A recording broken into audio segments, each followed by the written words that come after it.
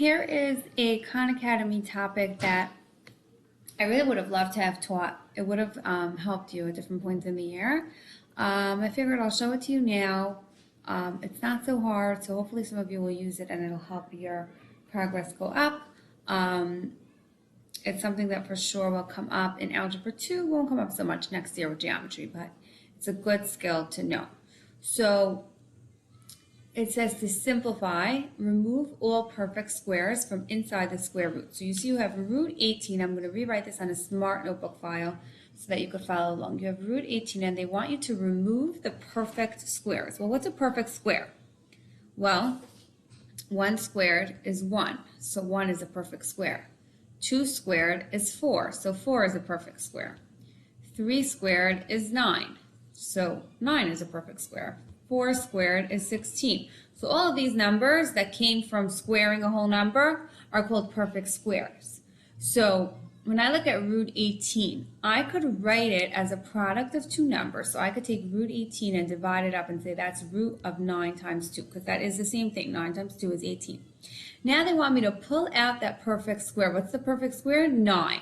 9 is the perfect square. 3 squared. Okay, so now I have root 9 times root 2. Well, what's root 9? 3. So I have 3 times root 2. So I pulled out that perfect square. 3, okay, it was 3 squared is 9. That was my perfect square. And now I have 3 times root 2. So now they want you to rewrite it as 3 root 2. Okay, next question. Root 45. So once again, I want you to write down root 45 and now think of dividing it up into a product of two numbers. So what are two factors of 45? Well, you could tell me 15 times 3, but 15 and 3 are not perfect squares. So we want to choose something else. We want to choose something that has a perfect square. So how about 9 times 5? Does that have a perfect square? Well, yes, 9 is a perfect square. So root 9 times root 5 is actually, well, root 9 is 3. 3 root 5. So notice how root 45 is equal to 3 root 5. So we're going to rewrite it as 3 root 5.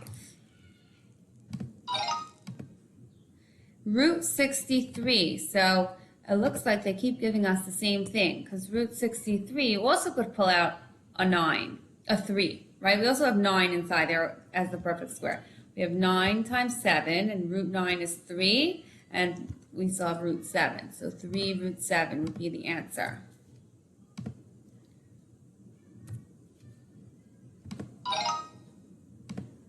Next question, root 108.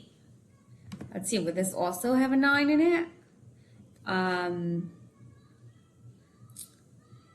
What is 108? Let's see, we have root 108. So can we also pull out 9? Well, yes, 9 times 12 is 108. Okay, so we could pull that out. Root of 9 is 3. But if you look at 12, we could factor it further. There are factors of 12. Okay, so we could divide up 12 into 4 times 3. Do you see how we have two perfect squares now? We have root 9 is 3. Okay, we have root 9. We have root 4. And we have root 3. Root 9 is 3. Root 4 is 2. And then we'll keep root 3. So 3 times 2 is 6. So we have 6 root 3.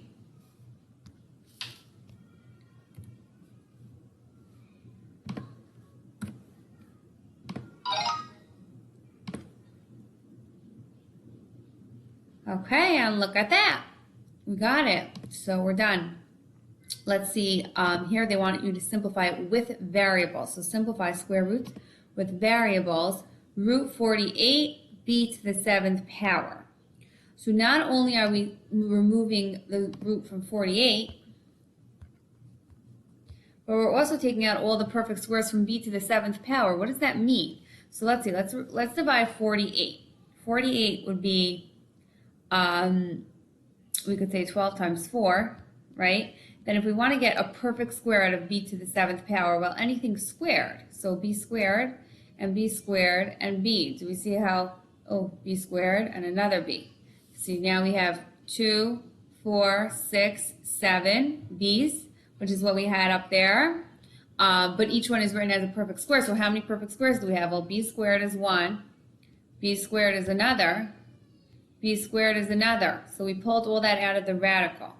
Now we still have 12 times 4. Remember we said before we don't just want to keep 12 because that still has a perfect square in it. So we could write it as 4 times 3 times 4. B, that's b to the third power. Now let's pull out the perfect squares from here. Root 4 times root 3 times root 4. Well, that's going to be 2 times root 3 times 2. So we ended up with 2 times b to the third power times root 3. And that is 4 b to the third power root 3. So let's put in 4 b to the third power root 3. Not quite. What did I do wrong after all that? What did I do wrong? Let's see. Oh, I skipped the b inside. Look what I did. Over here, we took out b squared was b, right? Root of b squared is b itself. Root of b squared is b itself. We had one more b inside the radical, and I skipped it. So right in here, I have to include that last b, and now I got it. If you didn't follow that, that's okay. Just make sure you follow the first one, because that's the lower level, and that's the skill that you should know. Okay.